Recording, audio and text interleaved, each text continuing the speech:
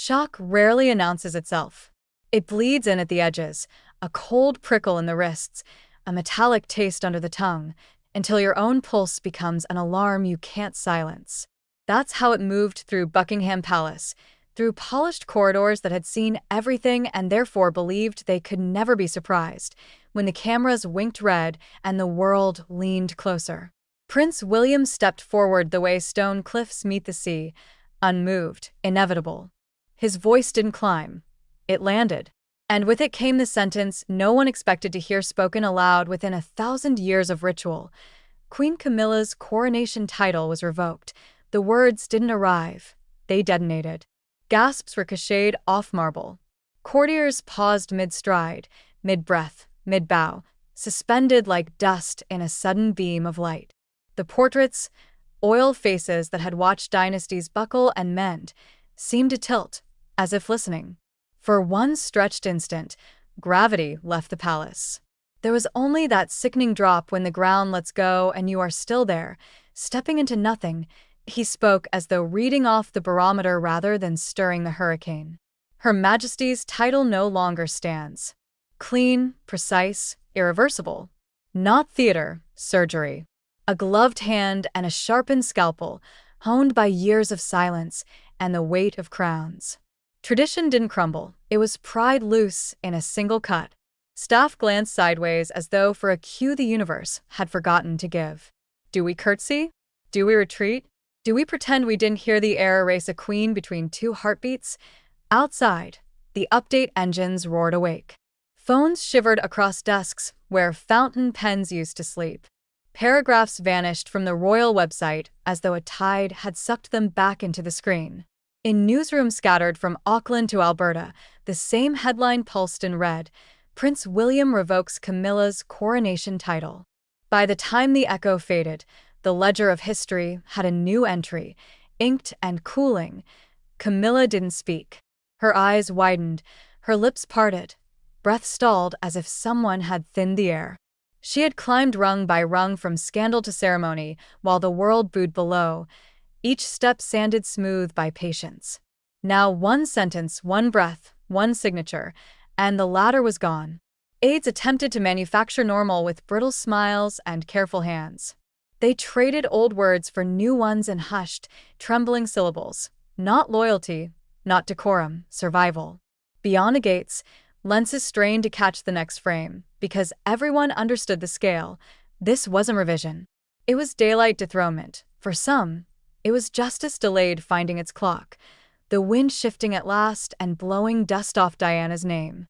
For others, it looked like a scaffold being wheeled into the center of the institution. Family fissures become national fault lines if you press hard enough, and the air had pressed. Continuity had been challenged by the very person sworn to continue it.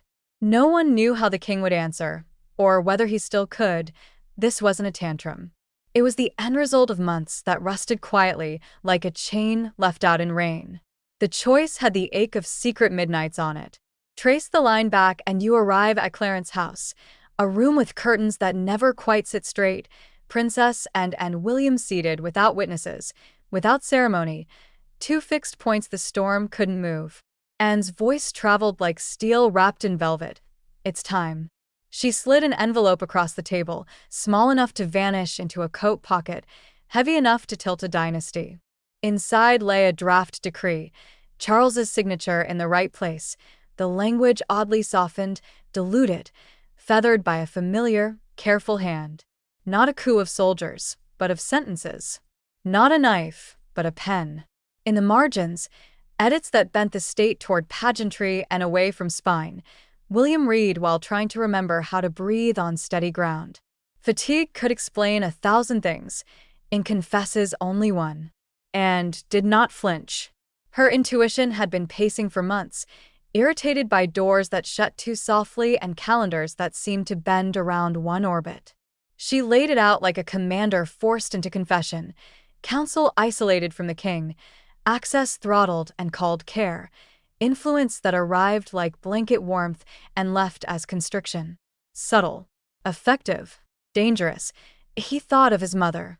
Truth's chosen instrument even when it wounded her. He thought of his grandmother, A stoic hand that had once written, "The heir must protect the future, even at the expense of the present." Between those two ghosts, indecision ran out of places to hide. He resealed the envelope. Fate rarely clears its throat. It shows up with paperwork. From that night on, the palace cooled by a few quiet degrees. Camilla felt the temperature drop before anyone named it. A portrait, once posted like a flag in a bright corridor, absent the next day. Her name, formerly stamped in program after program, missing from the calendar that followed. Invitations that should have landed on her desk took scenic routes elsewhere. The press office, once a polite echo, became a well. Silence is never neutral in a place like this. It is choreography. She tried to reach the king. The call did not land. Morning brought a gentle, formal message. His Majesty is resting. He is not to be disturbed. Directions flowed her way instead of from her for the first time. Even the old butler, who could tell tea's temperature by the shape of steam, poured with eyes lowered and movements a shade too deliberate. The palace did not exile her. It simply stepped to the side. At dinner, Tom weighed caution while Laura weighed courage. "Fight," said one voice. "Wait," said the other. Camilla, who had lived at this cliff edge long enough to know the rock by its taste, recognized the grind underfoot. She reached for the archbishop. Unavailable. She reached for allies. Their yes arrived wrapped in hesitation, the volume turned low enough to deny later. People who owe you favors rarely spend them in a storm.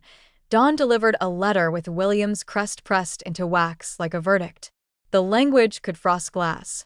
For the integrity of the crown, and by the will of the people.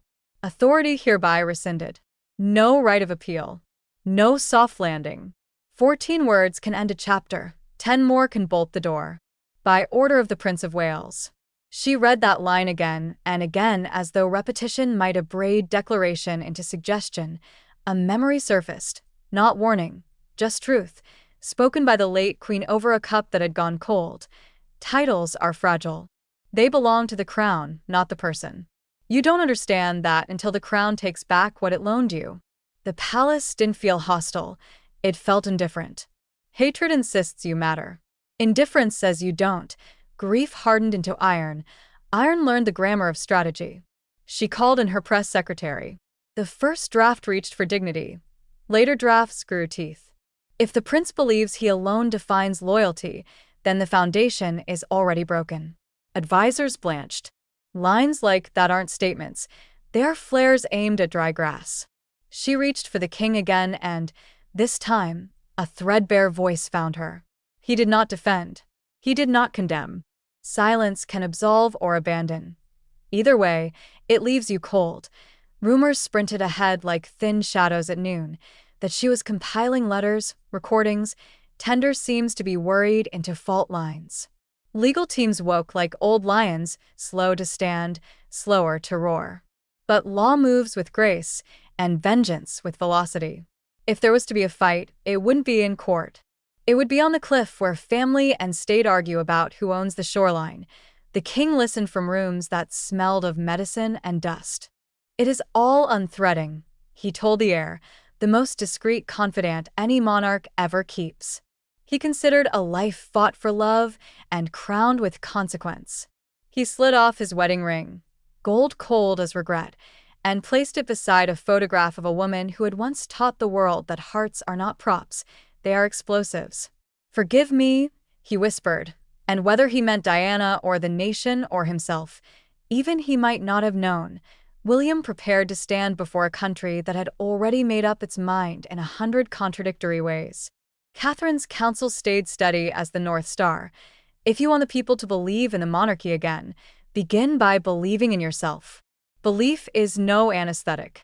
It simply clarifies which pain you are willing to carry. He chose the pain that might heal something larger than him. The grand gallery filled as if summoned by weather, not invitations. Cameras bristled like bayonets that capture rather than cut. William stood at the podium and spoke like a stenographer taking dictation from history. Her Majesty Camilla's coronation title shall be removed. The room inhaled, then forgot how to exhale.